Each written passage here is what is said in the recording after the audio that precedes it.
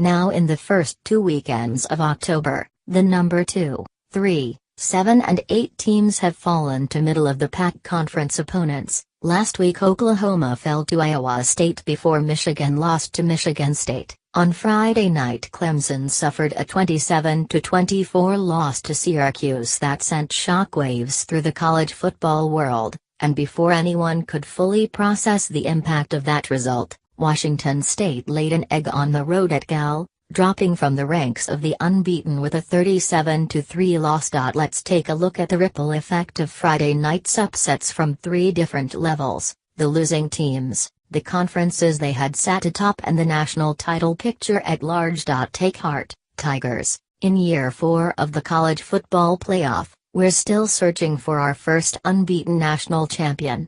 Last year's lone loss to Pittsburgh came a month later in the season. From there Clemson won out, claimed the ACC title and hit its stride in the postseason.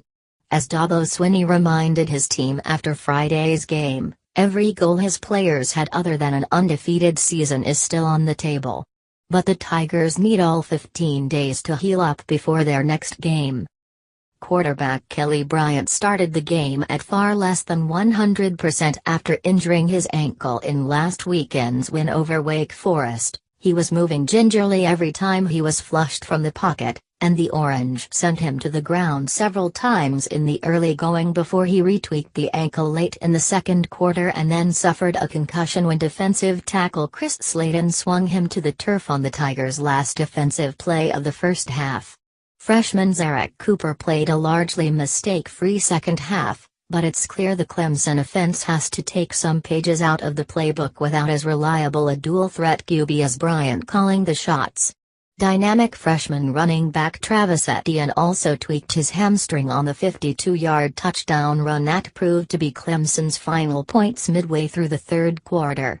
While the Tigers certainly aren't hurting for weapons, Etienne had quickly become one of their most feared skill players. Only 3 ACC games remain, but none of them are cheapies. Georgia Tech, October 28 at home, has already ended Dabo Swinney's national title hopes once this decade. NC State, November 4 in Raleigh, is the only Atlantic Division team left with a spotless conference record and the only one that can match the Tigers in the trenches. Florida State, November 11 at home, has been held back by injuries of its own but will not go quietly. Survive those, dispatch outmatched in-state rival South Carolina and beat the Coastal winner in Charlotte, and the Tigers will almost certainly find themselves back in the top 4.